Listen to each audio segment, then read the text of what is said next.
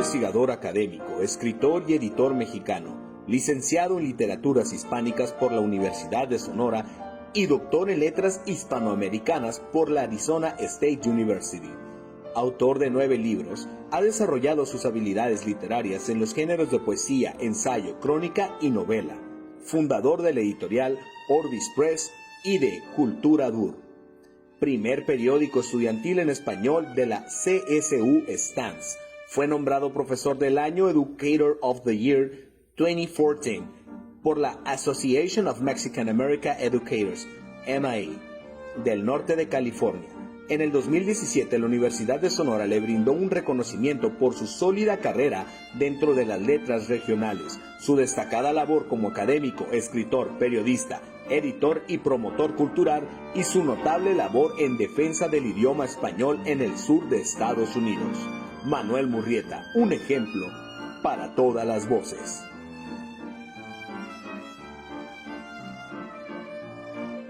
¿Cómo fue que iniciaste en esta de la escritura? Sabemos que te desarrollaste aquí en el periodismo cuando todavía eras un adolescente. Yo te recuerdo muy bien cuando iniciaste allá en el Información, ¿no? En el periódico Información, pero también trabajaste en otros medios sonorenses, ¿no?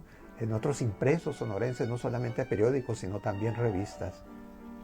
Egresado de la Universidad de Sonora, la cual me formó, me dio mucho, porque además de las clases, las convivencias con gente como tú, tuve la oportunidad de combinar el trabajo periodístico con mis estudios universitarios. Eso ya, una vez que yo había decidido dedicarme al periodismo, a la literatura, pero mi inicio periodístico prácticamente fue accidental y después lo retomo con más conciencia. Yo fui al periódico Información con un bonche de poemas a ver si me los publicaban en la sección de cultura que editaba nuestro finado y admirado poeta Alonso Vidal. Esa era mi intención.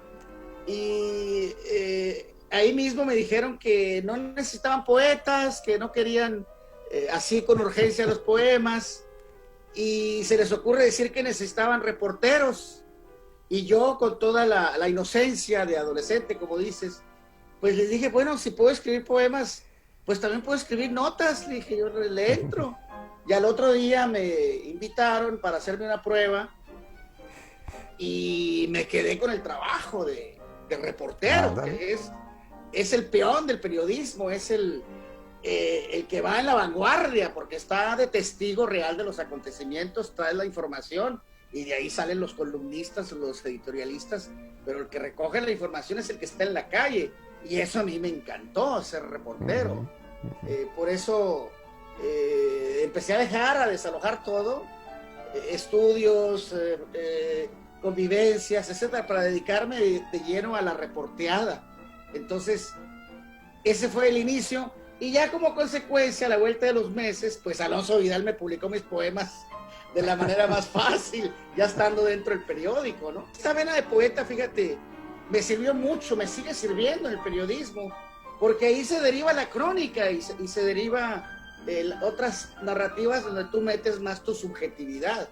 El reportero recoge la información, trata de ser lo más objetivo posible, pero no te puedes, digamos, sustraer a tus emociones, a tus sentimientos, a tus posiciones, y lo tienes que vertir de alguna manera. Como reportero no lo puedes hacer de manera explícita, pero sí lo puedes hacer en un poema o en una crónica. Entonces, recuerdo yo que hacía las notas objetivas para Primera Plana de políticos, de líderes sindicales, de huelgas, etcétera, y después ya me ponía a escribir mi poema o me ponía a escribir mi crónica y fue una combinación muy productiva. La crónica a mí me encanta, ya que lo mencionaste, porque ahí emites tus sentimientos, emites tu emoción, emites tu posición, sin dejar que te gane la ficción, porque tienes que ser fiel al hecho que estás observando, ¿no? Bueno, fíjate que el periodismo y los escritores de alguna forma se han llevado, ¿no? Se han llevado bien, ¿no? Hay escritores, mejor dicho, hay muchos escritores han surgido del periodismo. sí. pero pocos escritores también hacen periodismo. ¿Cómo ves esa relación? Tú eres uno de los pocos periodistas que han llegado a ser escritores. Sí, sí.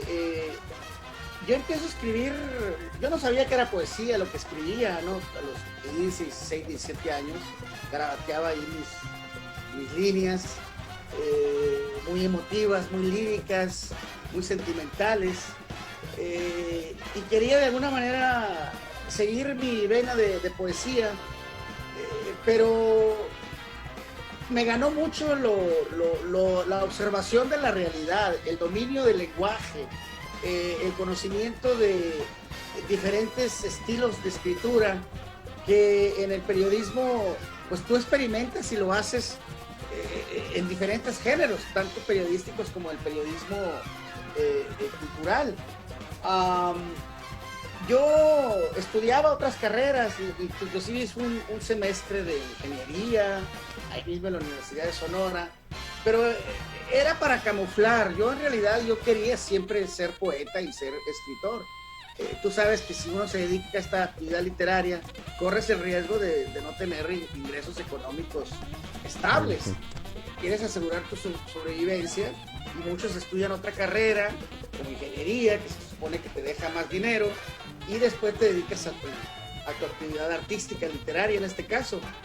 Pero no soporté, o sea, me estoy autoengañando, dije, cuando descubrí que en el periodismo te pagaban, ¿sí? En el periodismo te pagan por ser reportero, dije yo, mira, aquí hay una opción en donde tú puedes sobrevivir o tener un pequeño ingreso trabajando con el lenguaje.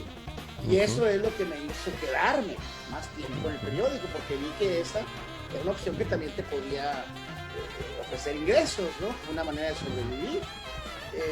Dejé las carreras de ingeniería, prácticas, y dije yo, en lugar de estudiar comunicación, en lugar de estudiar periodismo, mejor estudio literatura, porque la literatura te enseña a dominar el lenguaje, te enseña a conocer la lengua, te vuelves tu maestro, y esto, por lo menos esa intención tienes, a leer tanta obra literaria que te ayuda a tener un mejor vocabulario, una mejoría en tus técnicas de escribir, y colegas tuyos, por ejemplo, como Marco Soto, que era jefe de redacción cuando yo trabajaba ahí, nos impulsaba. ¿Sabes qué? Usa relatos de los conquistas rusos para que hagas un reportaje sobre esto. Y yo me lanzaba y lo hacía, ¿no? Iba, no sé, por ejemplo, a ver a los niños boleados, a los boleros del Parque del Jardín Juárez, a los que vendían comida en la estación del ferrocarril, y sacábamos reportajes con citas de Chekhov, con citas de León Tolstoy, y sacábamos el reportaje tipo cuento, ¿no? Pero eso era la libertad que le daba en aquel tiempo el periódico de la información. Sí, y además la destreza que te da conocer el lenguaje con la literatura, eso permitía que manejaras o que combinaras estos estilos y estos géneros, ¿no? El periodismo a mí me dio un sentido de curiosidad y de hambre de conocer realidades cada vez más amplias. Me sacié de Hermosillo pronto, me sacié de Sonora. Se te hizo chica la ciudad. Sí, dije yo, pues, ¿por qué voy a hacer vida y quedarme solamente en la ciudad donde me formé, donde crecí? Si el mundo es tan ancho y como lo veo aquí en el periodismo, imagínate, a mí me tocó recibir la primera noticia de que mataron a John Lennon en el periódico donde trabajaba, ¿sí? Y yo me quedo impactado, ¿cómo yo soy el primero y le voy a informar a toda la raza de Hermosillo que acaban de fusilar a John Lennon? ¿De dónde viene esta noticia? ¿Quién la escribió? ¿Por qué yo no estoy ahí? Entonces, esa tecnología, que los telex, que ser el primero que recibe la foto, te va ampliando la curiosidad. Dices tú, el mundo es muy ancho, la vida es corta, hay que salir de tu... Entonces esa inquietud tuya, esa curiosidad también te llevó no solamente a estar ahí en Arizona o ahora en California, sino a viajar a Puerto Rico, viajar a Centroamérica. Y la culpable, Raúl, es la crónica. Esta croniquitas que escribía yo en Hermosillo, recuerdo la primera muy bien, que me mandan a cubrir el sepelio de un arzobispo que fallece, y la nota pues era muy simple, ¿no? El arzobispo fue enterrado a tal hora en el cementerio. Esa es la nota periodística. Pero algo sucedió ahí que yo empecé a narrar. El aire que viene desde el norte se llevó el alma del arzobispo rumbo al cielo para unirse con el espíritu de los... No sé, le metí esa sensación. Y el redactor, el editor y el director del periódico, don Abelardo Casanova, al otro día pregunta que si quién había escrito esta nota, y todo el mundo me señala a mí, yo creyendo que me van a regañar, me van a decir, él fue. Entonces esto fue clave, porque dijo, muy buena, ahí dijo, muy buena crónica, muy buena nota de color, páguenle por primera vez. Y ahí fue donde me empezaron a pagar. No, y lo he dicho por don Abelardo, ¿no? Por don Abelardo, exactamente. Entonces ahí sentí, este es mi género, ¿sí? Luego llegaban las giras de los presidentes, esos faraónicos presidentes con sus aviones, el Estado Mayor, etcétera. Y a mí me mandaban, ya una vez que conocieron que escribía yo esas cosas, a cubrir las giras presidenciales, pero no para decir, el presidente inauguró una presa o el presidente declaró una inversión tal, no. Tú ve a describir, y así le llamaban, la nota de color. Entonces decía, el avión presidencial llegó a las 12:50 al aeropuerto desértico de Sonora y baja el himno nacional, etcétera, ¿no? Una descripción muy prosa poética, ¿sí? Entonces esas escrituras, y aquí viene la cuestión de viajar, hicieron ¿qué será ser testigo de un acontecimiento, de un lugar, de un hecho, de un monumento importante? Por ejemplo, la Torre de París. Dice uno, ¿lo podré hacer? ¿Cómo irá a salir? ¿Qué iré a hacer? ¿Tendré capacidad para ello? ¿Sí? Entonces, pero tanta capacidad para hacer un libro, ¿no? Llegaste a hacer libros, tuviste esa capacidad y más. Estuve como 4 meses en Europa viajando. Entonces, cada semana escribíamos una crónica, pero yo ya estaba entrenado. O sea, yo cuando voy a Europa y salió ese libro, yo acababa de sacar el doctorado en Arizona State. Ya había estudiado la crónica, había estudiado a Carlos Monsiváis, había estudiado a Guillermo Prieto, había estudiado a José Vasconcelos, a Jorge Ibargüengoitia, a Juan Villoro, a Justo Sierra, todos cronistas, porque yo me especialicé en analizar la crónica viajera, crónica viajera mexicana. Esa es mi concentración. Que es muy poca utilizada por los escritores, ¿eh? Es un género, digamos, es un género no usado mucho, ¿eh? El género de la literatura de viaje. La literatura mexicana tiene grandes cronistas viajeros. Ahí mismo en Sonora, el general Abelardo Rodríguez tiene crónicas de sus viajes por la soviética en aquel entonces, ¿no? Y ahí de Hermosillo, que fue una especie como laboratorio, pues salieron los primeros poemas, los primeros crónicas, pero a mí el género de la crónica me encantó, y tanto que quise desarrollarlo teórica y prácticamente. ¿Por qué? Porque es el género más adecuado para estar territorializando, registrando territorios nuevos. Fíjate, el secreto de la crónica es que tú ves un evento que te impacta por primera vez, y ese impacto primerizo no lo debes de dejar perder, porque si lo pierdes ya no puedes escribir una crónica con pasión. Siempre es un constante descubrimiento. Ver eventos que son irrepetibles te hace, digamos, impactar los sentidos. El cronista trabaja con los sentidos, principalmente el de la vista. Esa es nuestra herramienta de trabajo, la vista, los sentidos, el oído, el tacto.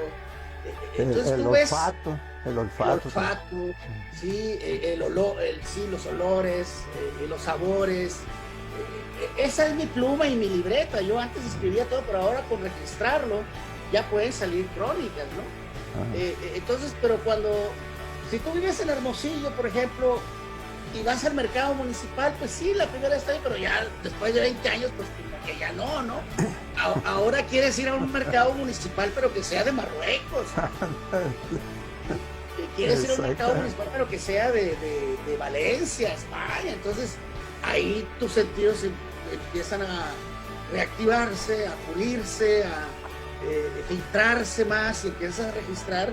Y ahí en la noche pues empiezan a salir las crónicas. No, pues estaría ideal que te mandaran de corresponsal, ¿te imaginas todos esos lugares? Pues fui varias veces corresponsal. Orbis Press y luego su proyecto hermano, que es esta publicación Culturador, que sigue también vigente, que también yo soy editor de una revista cultural. Pues de ahí salían apoyos y fondos para yo ir financiado para hacer estos viajes. Oye, Manuel, fíjate, regresando a esto del trabajo de edición ahí, ¿no? Y de culturador, ese trabajo tan importante que también que estás realizando. Hace algunos años se mencionó mucho la literatura chicana, ¿no? Incluso, por ejemplo, el teatro campesino, ¿no? Del Luis Valdés, ¿no? Que se hizo, una de sus obras, se hizo una película de mucho éxito, Sud Suite, sí, creo, ¿no?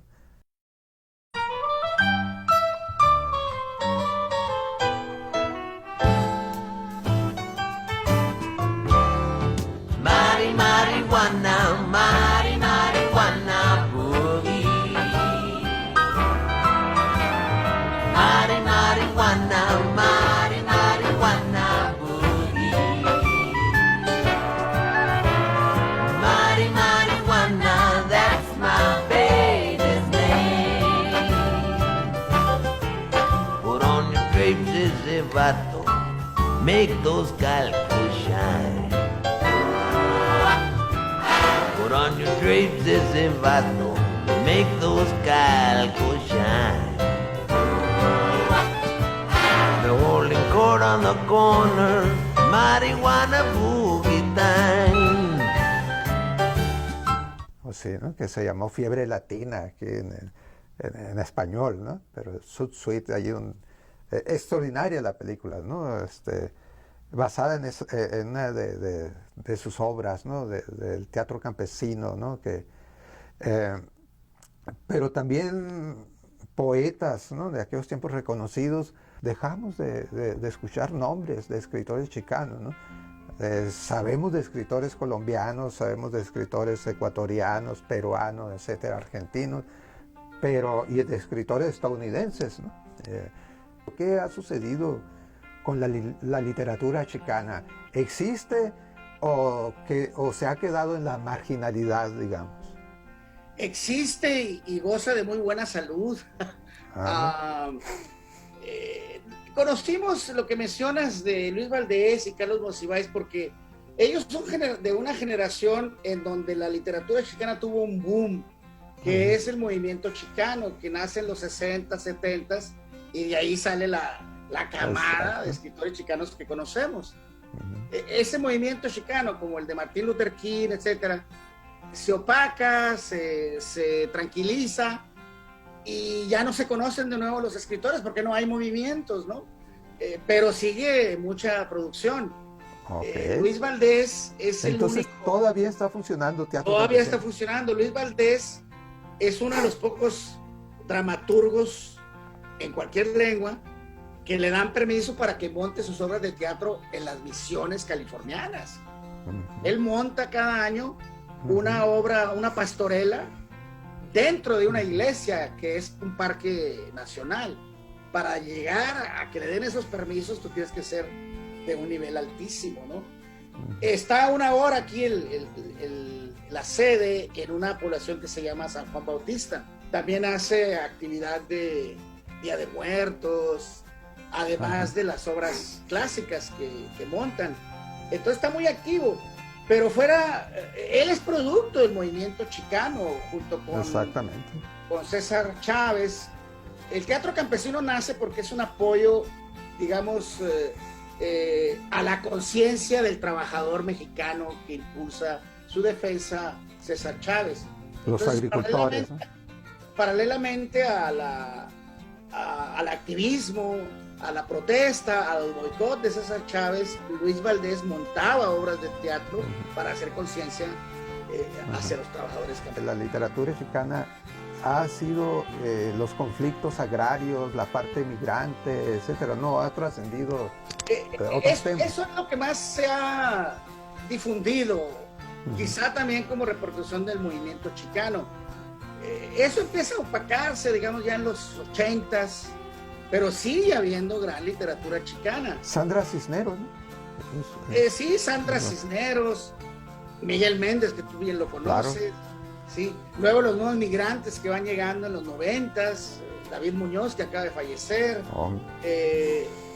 Yo mismo me puedo incluir ahí, porque miren, la literatura chicana, para empezar, siempre ha existido desde el rompimiento, desde la cicatriz de la separación de 1848, ahí empieza la literatura chicana, ¿sí? Y ha habido producciones desde entonces, corridos, poemas de resistencia, pequeñas novelas, pero ha tenido sus altas y sus bajas. Luego, ya entrado el siglo XX, empieza la transición, o sea, la influencia del inglés, el Spanglish, la gran novela chicana de principios del siglo XX, de un novelista migrante, cuando las aventuras de Don Chipote o cuando los poquitos mamen, eso refleja ya el cruce y la influencia del inglés, los primeras expresiones del Spanglish, y eso es de principios del siglo XX, 1920, 1930. O sea, está la evidencia de que la literatura chicana siempre ha estado. Ahora hacen el crossover, o sea, mucho chicano nacido, educado, criado aquí, ya empiezan a escribir, porque es el idioma que más conocen, empiezan a escribir en inglés, ¿sí? Y son educados en universidades, tienen formaciones más académicas, más formales, y además se avientan a escribir en inglés porque es un mercado más amplio, hay más venta, y hay más la posibilidad de que se refleje la situación chicana con el gringo, con el anglosajón, con textos en inglés. Entonces hay literatura chicana en inglés, hay literatura chicana en español, hay literatura chicana en Spanglish, hay literatura chicana incluyendo textos náhuatl, ¿no? Y toda esa siempre, con alzas y bajas, siempre ha venido existiendo. Ahorita hay una gran producción de literatura chicana. Sí aceptamos el término que yo manejo, porque una definición ortodoxa de lo chicano a mí no me incluiría, porque el chicano tienes que nacer en Estados Unidos y ser de origen mexicano. Yo con esa definición yo ya no cabría, porque yo no nací en Estados Unidos, tú sabes. Pero hay otras definiciones que a mí me encanta, porque es incluyente y además nos diferencia del mexicano de México. O sea, ¿en qué consiste lo chicano? Lo chicano consiste en que tú eres de origen mexicano, hayas o no nacido en Estados Unidos, ¿sí? Pero tienes la experiencia cotidiana y la experiencia vital de estar confrontando la cultura anglosajona todos los días. Eso sí yo lo tengo. Eso me hace chicano. Porque tengo la experiencia cotidiana de vivir en el territorio norteamericano y estar en relación, ya sea en confrontación, en armonía, en relación dialéctica con la cultura dominante anglosajona. Ese es un primer requisito que lo cumplo, entonces yo ahí sería chicano. David Muñoz sería chicano porque él nació en la Ciudad de México. Todos los migrantes que van llegando y se establecen aquí y empiezan a escribir también serían chicanos.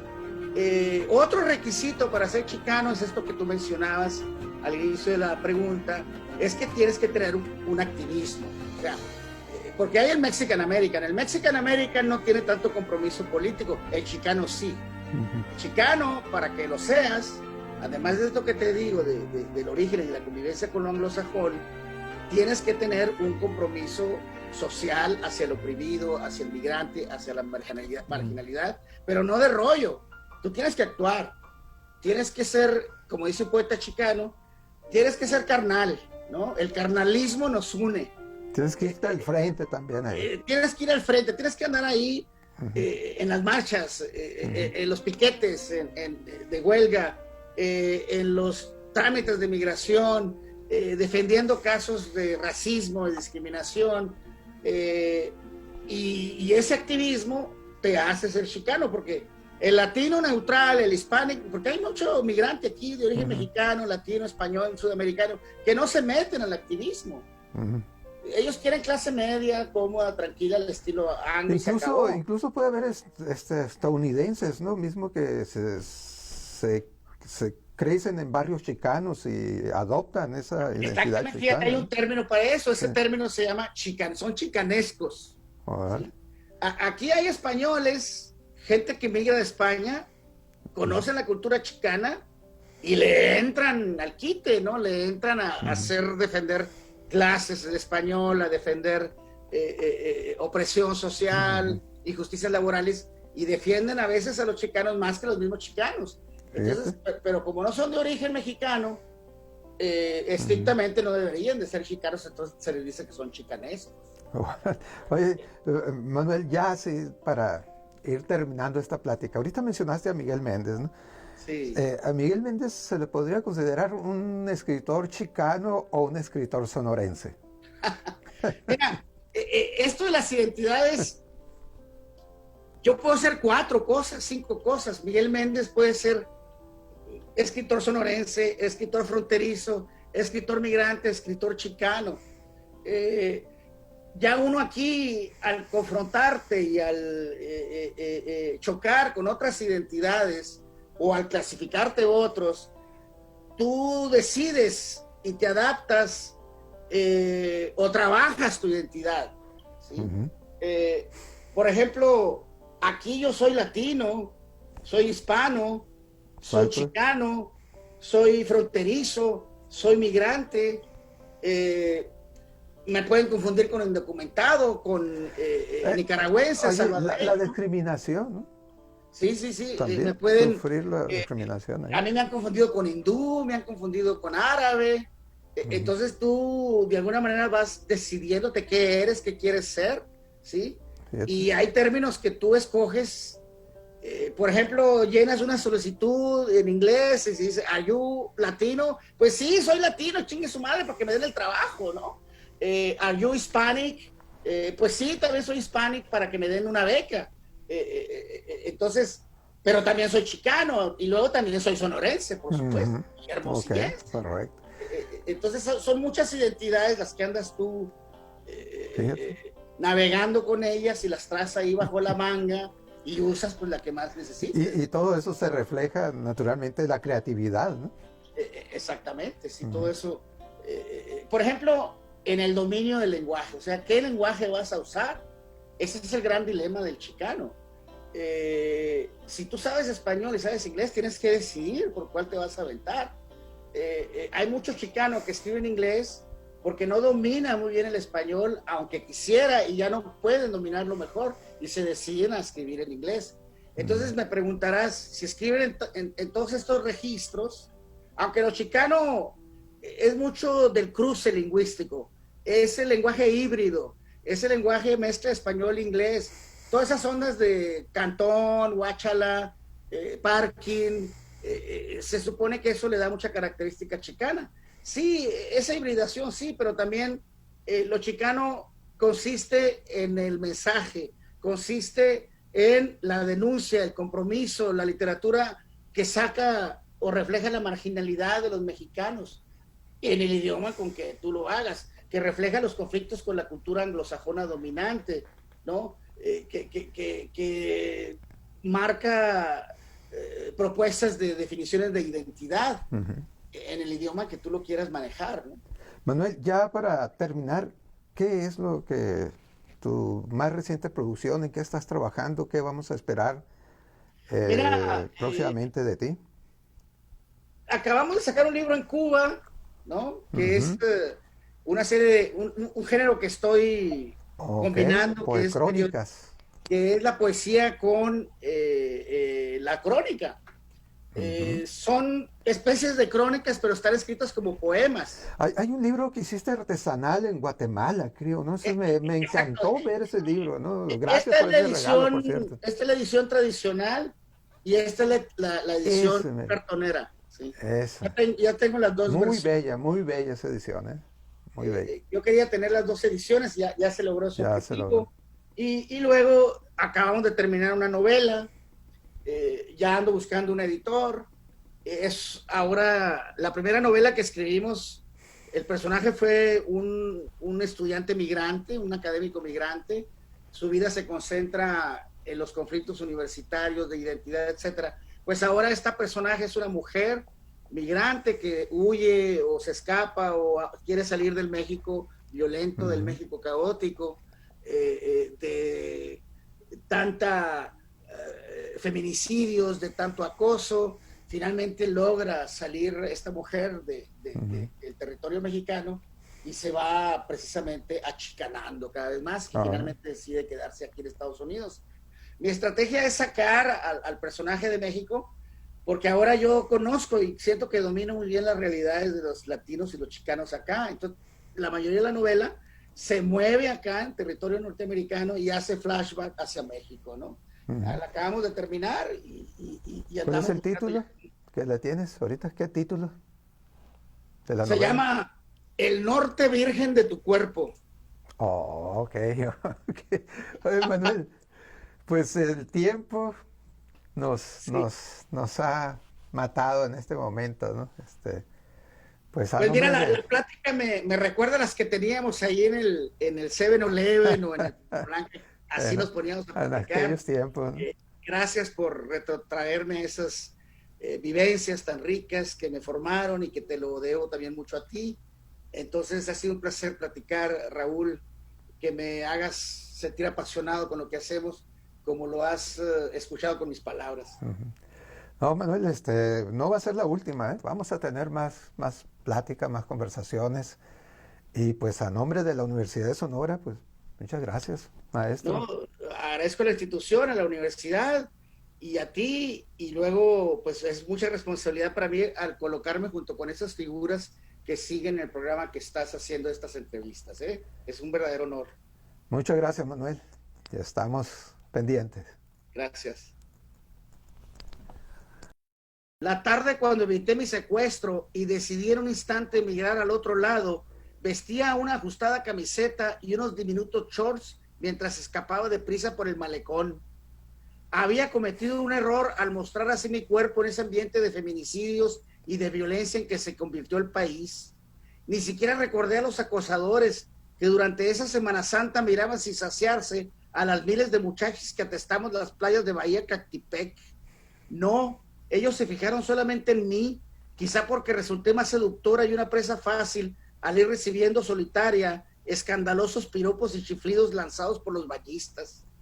Me vestí así, no tanto por gusto o comodidad, sino para impresionar a Ernesto, mi pareja de ese entonces, a quien busqué con desesperación y quise atraerlo en definitiva con esta ropa ajustada. Ay, ya. Él se había venido hasta la bahía sin avisarme, dejándome plantada, echando a perder de nuevo nuestros planes y sin dar alguna pista de dónde se encontraba. Durante la persecución salí al malecón como pude y me confundí entre el gentío. Luego me escurrí hacia el primer hotel playero que estuviera abierto, dejando por fin atrás a los hostigadores. Pero sentía aún la necesidad urgente de protección. Ya, como lo vi al entrar, no confié en el guardia de seguridad, sospechando que estuviera coludido con los criminales. Estaba ya entre los pasillos y debía encontrar refugio, así que empecé a actuar como si fuera un huésped o buscar a alguien que me estaría esperando, hasta que capté a una corta distancia y entre la tranquilidad del interior que un gringo me observó desde la puerta de su habitación.